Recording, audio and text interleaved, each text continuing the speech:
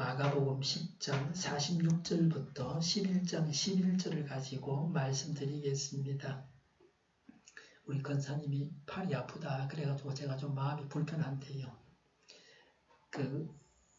어린 사람이나 노인이나 젊은 사람이나 남자나 여자나 누구든지 간에 근육이 있어야 됩니다. 제가 대학 다닐 때 검도를 잠깐 한 적이 있는데 그때 배운 운동인데 어려운 운동도 아니고 돈 드는 것도 아니고요. 어저께 제가 길 가다가도 했습니다. 텔레비 보면서도 할 수 있고요. 저를 한번 쳐다보시죠. 제가 지금 마이크를 한 손 잡고 있으니까 두 손을 똑같이 이렇게 앞으로 내밀고 팔에 힘을 주고 쥐었다 폈다 하는 겁니다. 이걸 보통 100번씩 해요. 그러면 여기가 아주 묵직해지는데요. 예, 이렇게 딱 이렇게 해서 이렇게 하는 거예요. 예, 양손을 갖다가 좀 불안하면 아프신 분들은 의사 선생님한테 이렇게 운동해도 되느냐고 물어보면 되고요. 제가 생각에는 하루에 한 3번 이상 시간 날 때마다 해서 팔에 근육에 힘이 있어야 돼요. 검도하는 사람들은 이 칼을 잡는데 이 잡는 힘이 모자라면 안 되거든요. 이 운동을 많이 하면 남을 딱 잡을 때 힘이 있는 거예요. 그래서 후라이팬을 잡다가 할머니들이 팔을 삐그댔다 그러는데 근육이 없어서 그런 거거든요. 평소에 운동을 해야 돼요. 다리도 마찬가지고요. 다리 운동은 기마 자세 하는 겁니다. 무릎이 발끝 밖으로 튀어나오지 않게만 조심하면 무릎이 상하지 않고 허벅지 근육을 키울 수가 있습니다. 굉장히 중요한 겁니다. 예수님의 생애에서 절정을 달리고 있습니다. 덥거나 춥거나 그렇지 않죠? 예, 괜찮죠? 지난 주일에는 미세먼지가 많아서 창문을 열 수 없어서 에어컨을 틀었고요. 오늘은 공기가 좋습니다. 영도는 참 좋은 곳입니다. 저렇게 모기장만 쳐놓으면 문을 열고 예배를 드려도 덥지 않습니다. 예수님은 지상에서의 마지막 한 주간을 사시고 있습니다. 다가오는 금요일에 예수님은 십자가에 매달리십니다. 예수님은 이미 붙잡히셔서 죽임을 당할 각오를 단단히 하셨습니다. 십자가를 지시고 죽임 당하신다는 것을 예수님은 아시고 앞장서서 예루살렘을 향해서 걸어가셨습니다. 오늘 본문도 예수님께서 십자가를 지시는 사건과 다 관련이 있습니다. 예수님께서 하실 일을 다 하시고 하실 말씀을 다 하셨습니다. 그것도 예루살렘에서 그렇게 하셨습니다. 유대 종교 지도자들이 다 모여있는 곳이 예루살렘입니다. 그 나라의 모든 일들은 다 예루살렘에서 결정합니다. 우리나라는 어디죠? 서울입니다. 제가 지난 주간 서울에 다녀왔는데요. 서울이 우리나라를 대표하는 도시고 모든 결정권은 거기 있는 사람들이 다 쥐고 있습니다. 그 핵발전소는 전부 부산 같은 데로 밀어놓고 지방으로 밀어놓고 어떤 면에서는 자기들만 살기 좋은 곳으로 만든다. 사람이 죄인이니까 그럴 수밖에 없죠. 최고 지도자들이 모여있는 곳이 예루살렘입니다. 예수님을 죽이고 살리는 권한을 가지고 있는 자들이 다 예루살렘에 모여 있었습니다. 그곳에서 예수님은 모든 것을 다 하시고 십자가를 지셨습니다. 전에는 아직도 때가 되지 않았다고 하면서 예루살렘에 가지 않겠다고 하셨던 적도 있습니다. 이제 예수님은 붙잡히셔서 죽임 당하실 때가 되었기 때문에 이제는 생을 마감하실 때가 다 되었습니다. 전과는 달랐습니다. 마가복음 10장 46절부터 52절에 나오는 눈먼 사람 바디메오처럼 우리가 해야 합니다. 성경에 이름이 나오는 사람은 대체로 중요한 사람입니다. 모범이 되는 사람입니다. 이름 없이 나오는 사람도 많은데 이 사람은 이름을 성경에 기록했습니다. 우리에게 교훈하는 바가 있고 모범이 됩니다. 우리가 눈먼 바디메오로부터 배워야 됩니다. 바디메오가 어떻게 했습니까? 47절에 보니까 예수님께서 지나가신다는 말을 듣고 알았지만 바디메오는 예수님을 볼 수가 없었습니다. 그래서 소리를 질렀습니다. 나를 불쌍히 여겨주십시오라고 고함을 질렀습니다. 만약에 벙어리였다면 얼마나 불쌍했겠습니까? 소리도 못 지르니까요. 그래서 예수님께서 그를 고쳐주셨습니다. 눈먼 사람이 그냥 가만히 있었다고 하면은 그는 고침을 받을 수가 없었을 것입니다. 눈먼 사람이 체면을 생각했다든지 남이 어떻게 생각할 것인가를 염려했다든지 소리를 지르는 것을 부끄럽다고 생각을 했다든지 좀 점잖아야겠다든지 이런 식으로 했다고 할 것 같으면 그는 소리를 지르지 못했을 것입니다. 소리를 지르지 않았다고 하면은 평생 시각장애자로 살았을 것입니다. 그는 자기의 최선을 다해서 그가 할 수 있는 대로 다 해서 간절히 예수님께 도움을 청했습니다. 불쌍히 여겨주십사고 구했습니다. 이것은 굉장히 중요한 기도입니다. 불쌍히 여겨주십시오 라고 우리가 하나님 앞에 늘 기도해야 됩니다. 나는 돈도 많고 건강하고 가족도 행복하고 이래저래 다 좋으니까 나는 불쌍할 게 하나도 없습니다. 이렇게 하나님 앞에서 나아가서는 안 됩니다. 그가 예수님께 도움을 요청해서 외칠 때에 장애가 있었습니다. 48절에 많은 사람이 조용히 하라고 꾸짖었습니다. 사람들의 이론이 그에게 불리했습니다. 그 사람의 행편을 헤아려서 그래 크게 소리 질러라든지 아니면 내가 가서 예수님께 말해준다든지 그러는 사람이 아무도 없었습니다. 그러나 그는 그럴수록 더욱 크게 외쳤습니다. 많은 사람들의 꾸짖음을 무시하고 다시 소리를 질렀습니다. 우리도 하나님께 나아가서 부르짖어 기도하는 데에 장애가 있을수록 더욱 하나님께 간절히 구해야 합니다. 장애가 있다고 해서 기도하기를 멈춰서는 안 됩니다. 호사다마라고 하죠. 좋은 일이 있기 전에 나쁜 일이 있습니다. 다른 사람들 모두가 다 말린다고 해서 그만두면 안 됩니다. 제가 예전에 대학생 때 몇몇 사람들과 함께 오살기 금식 기도원이었던 것 같아요. 서울서 갔었는데 한두 사람이 이런저런 핑계를 대고 떠나가고요. 금식하기를 중단했습니다. 다 가고 혼자 남았어요. 그런 장애가 있은 다음에 방언의 은사를 받았습니다. 귀한 것은 그냥 주어지는 법이 없습니다. 물론 방언이 가장 큰 은사라는 말은 아닙니다. 하나님이 주시는 은사니까 귀한 것은 틀림없고요. 그냥 주시지는 않는다 하는 것입니다. 장애를 극복한 자가 받는 것입니다. 아브라함이 아들 이삭을 바치는 장애를 극복한 후에 여호와 이레의 복을 누렸습니다. 하나님께서 예비해 두신 복을 자손들까지 대대로 받았습니다.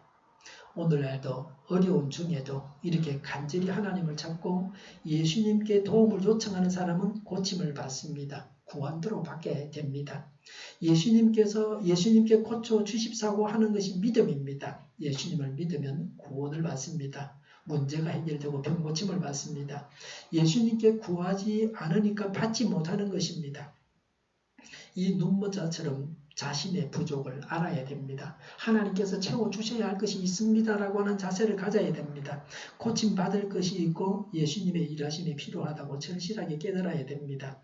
이런 깨달음이 있다고 하는 것은 은혜를 받은 것입니다. 사람은 콧구멍에 숨이 끊어지면 이 세상을 떠나가야 됩니다. 머리에 혈관이 한 군데만 막혀도 불구자가 됩니다. 심장이 피곤하다고 하면서 이제 좀 쉬어야 되겠다고 뛰지 않는다고 할 것 같으면 바로 죽어야 됩니다. 허파가 이제 내가 좀 쉬어야 되겠다. 숨을 쉬지 못하고 죽어야 됩니다. 죄가 사람을 그림자처럼 따라다닙니다. 사람이 지옥 가는 것은 필연적인 일입니다. 사람 신세가 헐벗고 공고하고 불쌍하다 하는 것을 스스로 인정해야 합니다. 이 세상에서는 거지로 얻어먹어도 상관없습니다. 그러나 천국에서는 거지가 되어서는 안 됩니다. 천국에 들어가지 못해서 영원한 고통에 처해져서는 안 됩니다. 하나님 앞에서 가련한 거지가 되어서는 안 됩니다. 이 세상에서는 부자지만 하나님 앞에서 산거지 같은 사람도 있고 이 세상에서는 지지리도 가진 게 없지만 하나님 앞에서 부유한 자가 있습니다.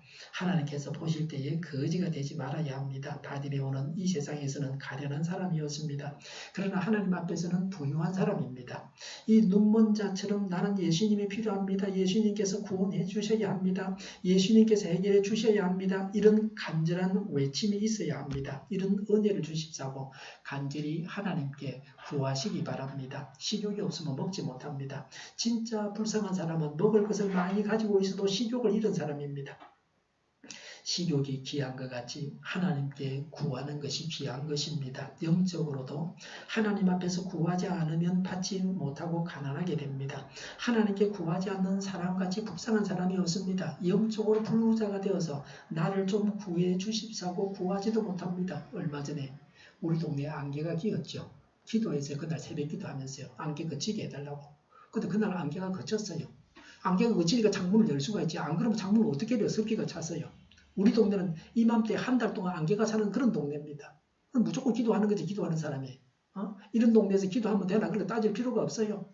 맑은 공기 주십사고 하는 것도 기도하는 겁니다. 어쨌든지 간에. 사실은 동남풍만 불면 뭐 공기가 좋아요. 중국 쪽에서 바람이 안 불어오면 돼요. 어제 중국 북경의 공기가 많이 좋아졌는데 공장들을 밑으로 많이 보내가지고 그 나쁜 공기들이 우리나라에 많이 온다 그래요.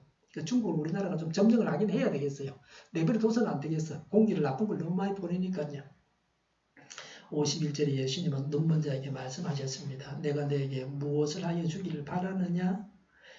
라고 하셨습니다. 이 눈먼 자는 다시 볼 수 있게 해달라고 했습니다. 바디메오는 예수님께 무엇을 구하는지 분명하게 말을 했습니다. 우리가 기도할 때 무엇을 구하는지 분명히 해야 됩니다.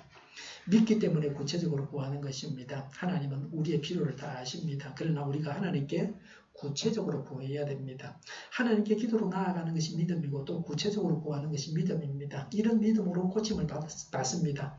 그래서 예수님은 52절에 내 믿음이 너를 구원했다고 하셨습니다. 케일러가 이렇게 말했습니다. 예수님은 모든 복의 근원이다. 믿으라 그리하면 구원을 받으리라. 믿으라 그리하면 만족하게 될 것이다 그랬습니다. 52절에 그는 다시 보게 되었습니다.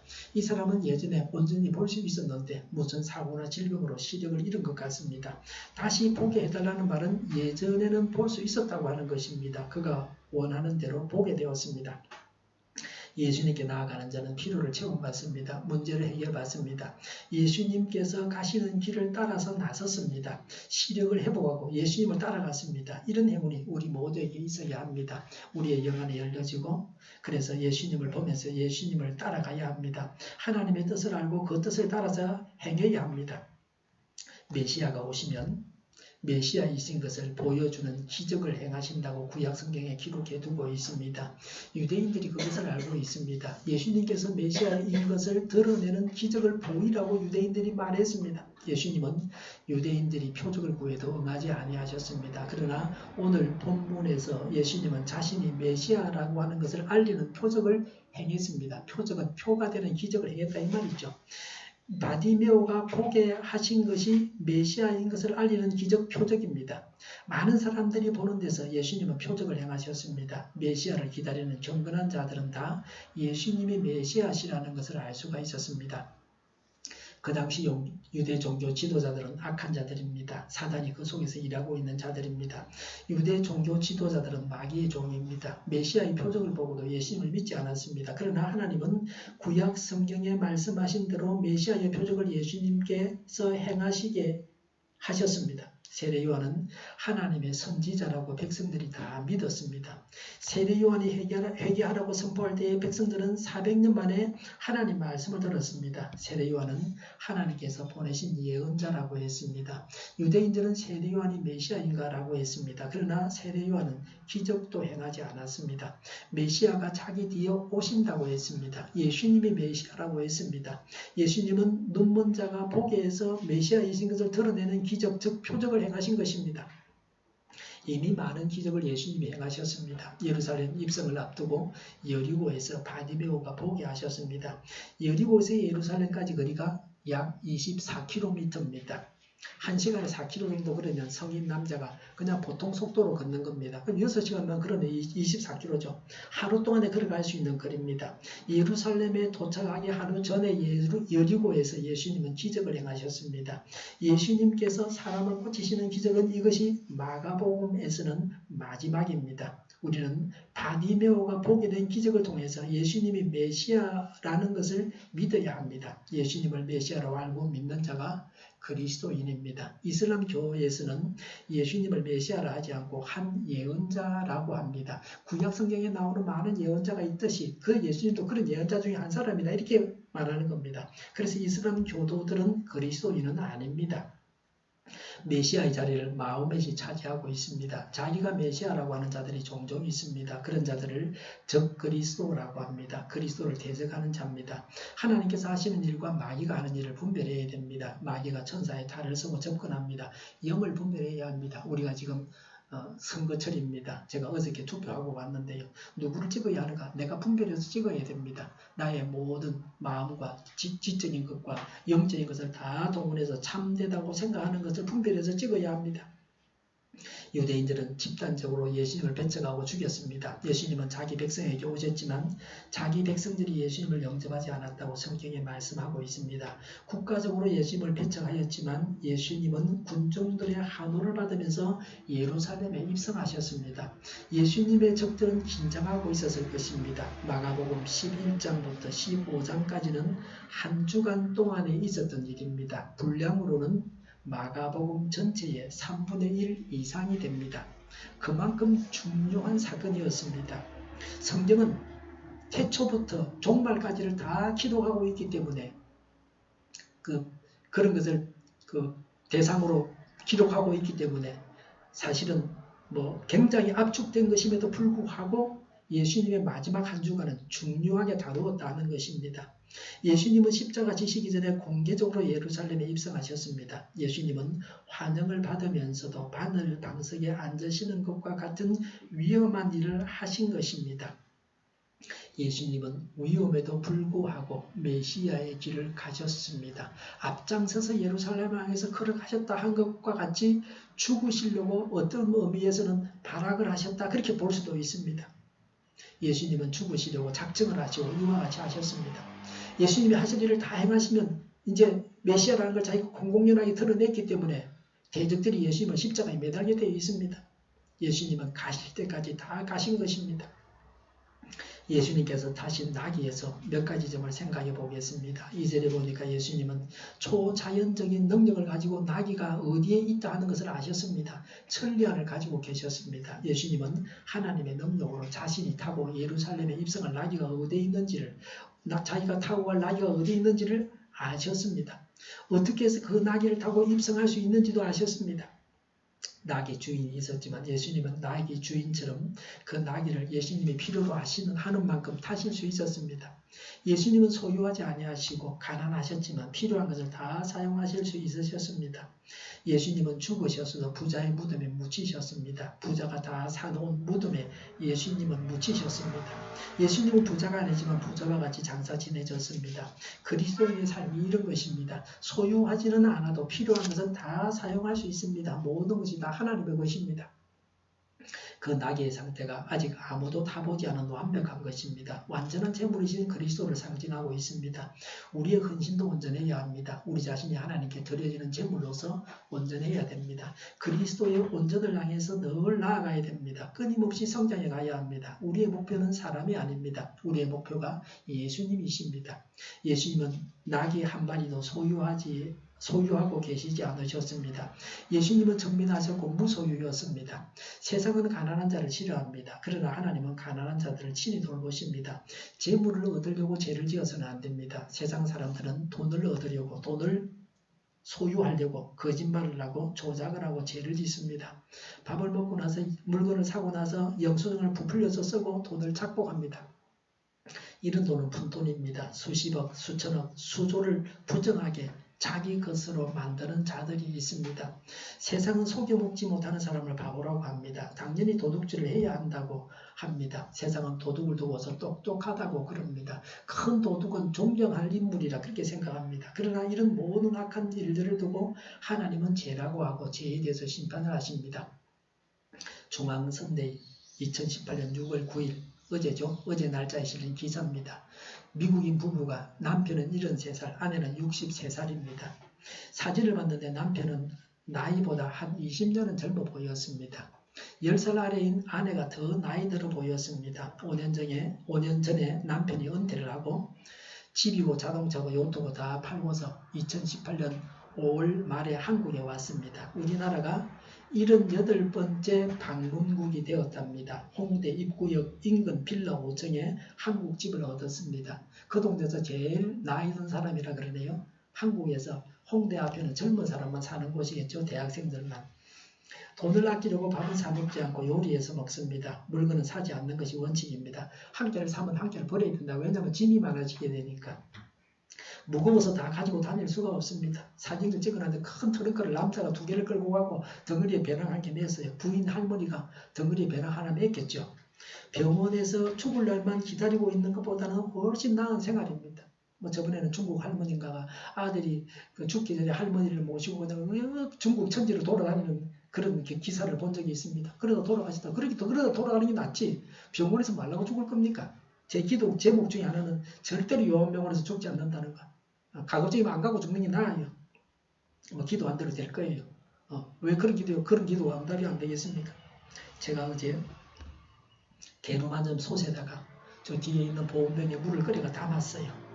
개놈 한 점 솥에다가 한 4시간, 5시간 고아가지고요. 이분들처럼 여행을 다니면 할 수 없는 일을 하고 있다고 생각을 했습니다. 이분들은 여행을 하면서 감상을 대학 노트 16권에 적었다 그럽니다. 그거 갖고 다니는 거 얼마나 힘들겠어요. 아직도 그분들은 옛날 사람이라 그런 생각이 듭니다. 저 같으면 여행을 다니면서 네이버 블로그에 사진이고 어디고 다 적습니다. 내가 하고 싶은 소리 내가 다 합니다. 비판도 하고요. 이런 거 좀 제대로 해라. 수원적인 간판 제대로 좀 붙여놔라. 묻지 않으면 찾아갈 수가 없다. 기차역 표시가 없다. 성당장에도 5호 트랙이라 되어 있는데 가보면 5자가 찾기가 힘들어요. 우리 집사람이 알려줘서 겨우 봤어요. 내가 5분에 제대로 서 있다는 걸 확인하고 할 수 있어야 되지. 기차가 와서 말이지. 5분 안에 못 줄 거예요. 그 시간에 놓치는 거 아니에요. 그거 하나 써붙이는 게 그렇게 힘들어요? 요새는 블런치에 글과 사진을 올리는 법을 제가 알아보고 있습니다. 와이파이만 되면 얼마든지 글과 사진을 인터넷에 올릴 수 있습니다. 저장 장치에 수많은 자료들을 담을 수 있습니다. 지난 주간 제가 수도권에 가가지고 사진을 찍고 막 올리고 그랬는데 제 폰에 사진이 너무 많아가지고 오작동이 될 수 있다는 표시가 자꾸 생기는 거예요. 그러니까 사진을 제대로 찍을 수가 없어요. 제가 알아보니까 메모리를 가지고 다니면서 옮기라고 그럽니다. 그게 제일 돈이 안 드는 방법이다. 손톱만한 것에 많은 자료를 담을 수가 있습니다. 그런 세상이 됐습니다. 소유하지 않고 필요할 때에 사용하는 것이 편리한 점이 많습니다. 요새 우리도 이해하기 쉽게 말하면 예수님은 나귀를 빌리셨습니다. 그런데 요새는 빌리는 것도 돈 있는 사람이 비싸게 요금을 지불하고 최고의 것을 빌립니다. 돈 있는 사람이 월세나 전세를 내고 저택을 빌려갖고 사용합니다. 전세 보증금이 10억이 되기도 하고요. 한 달에 달세가 수백만 원이 되기도 하고요. 자동차도 새 차를 빌려서 1, 2년 빌려갖고 사용하는 겁니다. 렌터카 회사의 차들은 대부분 다 차가 나온 지 1, 2년밖에 안 되는 거예요. 조금 쓰다가 다 처분하고 새 차만 계속 빌려줍니다. 늘 새 차만 빌려서 탑니다. 빌리는 비용이 차 사는 것보다 사실은 더 비쌉니다. 저 같은 경우는 늘 중고차만 타고 다니는 거예요. 중고차를 타고 다니는 것이 경제적으로 돈이 적게 됩니다. 한 3, 4년 지난 차들은 차값이 반값으로 떨어지니까 그때 사면 모르는 사람들 다 새 차 산 줄 알아요. 여러 사람이 차를 같이 소유해서 경제적으로 부담을 줄이는 것도 좋은 일입니다. 제가 아는 집사님은 정비공장을 하는데 중고차를 많이 가지고 있어요. 팔기도 하고 빌려주기도 하는데요. 헌차를 저렴하게 빌려 탈 수도 있습니다. 예수님은 돈을 많이 주고 나귀를 빌리신 것이 아닙니다. 돈을 내지 않고 그냥 잠시 사용하셨습니다. 많은 사람들이 보는 데서 예수님께서 나귀를 타시고 예루살렘에 입성하시고 나서 주인에게 나귀를 돌려주셨습니다. 예수님은 하나님으로서 모든 것의 주인이 되십니다. 예수님은 서시겠다고 당당하게 말씀하셨습니다. 주님께서 서신다고 하는데 그것도 잠깐 서다가 되돌려 주겠다는데 거절하지 않았습니다. 나귀의 주인은 하나님을 경외하는 사람이었습니다. 예수님께서 나귀를 사용하시는 것을 허락했습니다. 지금은 자동차를 타고 다닙니다. 예수님 당시에는 자동차가 없었습니다. 사람이 탈 것이라고는 나귀 아니면 말이었습니다. 말은 로마 군인들이 탑니다. 평화의 왕으로 오신 예수님께서 말을 타는 것은 어울리지 않습니다. 그래서 예수님은 나귀를 타기로 선택하셨습니다. 7절과 8절의 사람들은 자기들의 겉옷을 나귀 위에 걸치고 예수님은 나귀에 타셨습니다. 사람들은 자기들의 겉옷과 나무 가지들을 꺾어서 길에 깔았습니다. 예수님을 왕으로 초대하고 예수님께 복종을 맹세한다는 것을 나타내는 의식입니다. 예수님을 나의 왕으로 고백하고 예수님께 복종해야 합니다. 유대인들이 한 마음으로 예수님을 왕으로 주인으로 구세주로 모셨다면 수천 년 동안 유대 나라가 없어지는 일은 없었을 것입니다. 그러나 십자가에서 예수님은 인류의 죄를 대속하셔서 우리의 죄가 용서받게 하셨습니다. 예수님을 나의 주인 자리에 모셔야 합니다. 하나님의 뜻대로 살아가야 합니다. 그리스도인은 이런 사람입니다. 나의 주인은 예수님이라고 고백하는 자가 그리스도인입니다. 9절과 10절의 군중들이 외친 말들은 구약 성경 시편 118편 25절과 26절을 인용한 것입니다. 9절의 호산나의 뜻은 구하소서라는 뜻입니다. 어려운 처지에 있는 자가 도움을 요청할 때 쓰는 말입니다. 예수님을 구세주로 받아들이고 자신들을 구원해 주십사고 했습니다. 9절에 복되시다 주님의 이름으로 오시는 분 그랬습니다. 이 구절은 6월절에 부르는 찬미시입니다. 절기에 예루살렘을 방문하는 순례자들을 맞이하는 인사말입니다. 이 구절의 참의미는 장차 다윗 가문에서 나타날 메시아를 기다리면서 빨리 임하시기를 기원하는 것입니다. 10절에 복되다 다가오는 우리 조상 다윗의 나라여 라고 했습니다. 마가복음 10장 47절에 다윗의 자손 예수님이라고 했습니다. 예수님을 다윗의 자손이라고 한 것은 예수님을 다윗의 자손 중에 오신 메시아라는 뜻입니다. 시각장애자는 예수님을 메시아로 알고 자기 눈을 고쳐 주십사고 외쳤습니다. 마가복음 11장 7절부터 10절 말씀대로 예수님은 사람들의 환호를 받으면서 예루살렘에 입성하시는 구세주이십니다. 예루살렘 입성 바로 전에 눈먼 자의 눈을 뜨게 하신 것을 기록해 둔 데는 의미가 있습니다. 예수님께서 눈뜨게 해주셨다고 하는 것은 구약 성경에 약속한 대로 메시아가 오셔서 눈을 떴다고 하는 것을 언어 중에 말씀하고 있습니다. 메시아가 오셔서 보여주는 기적이 바로 눈먼 자가 눈을 뜨는 것입니다. 많은 사람들이 예루살렘에 입성하시는 예수님을 메시아로 인정하고 열렬하게 환영했습니다. 예수님을 메시아 왕국의 왕으로 환영했습니다. 그런데 문제가 있었습니다. 그 당시 유대인들은 예수님께서 이스라엘의 영광을 회복해서 외설을 몰아내고 정의를 실현할 제2의 다윗 왕으로 오해를 했습니다. 예수님을 정치적 메시아로 알았습니다. 자신들을 죄에서 구원하실 메시아로 예수님을 받아들이지 않았습니다. 이런 민중들의 욕구를 예수님께서 충족시켜 주시지 않으셨습니다. 그러자 예수님을 십자가에 못 박았습니다. 오늘 우리들도 말씀을 지나치게 현실적으로만 해석해서도 안 됩니다. 영적으로만 해석해서도 안 됩니다. 예수님을 전인격적으로 인정하고 모든 삶의 주인으로 모셔야 됩니다. 예수님은 죄에서 구원하시는 분이십니다. 예수님을 하나님으로 나를 죄에서 구원하시는 분으로 영접해야 합니다. 그러면 영생을 얻습니다. 예수님께 기도로 나아가야 합니다. 기도하는데 장애가 있을수록 더욱 열렬히 기도로 하나님께 나아가야 합니다.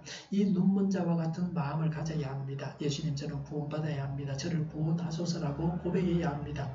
사람은 구원받아야 할 존재입니다. 이 사실을 인정해야 합니다.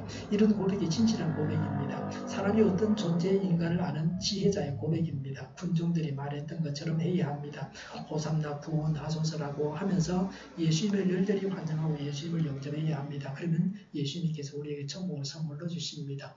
예수님을 구세주로 믿고 불쌍히 여겨 주십사고 우리가 간구해야 합니다. 기도하겠습니다. 예수님을 구세주로 믿고 불쌍히 여겨 주십사고 구하는 저희 모두가 되게 하여 주시옵소서.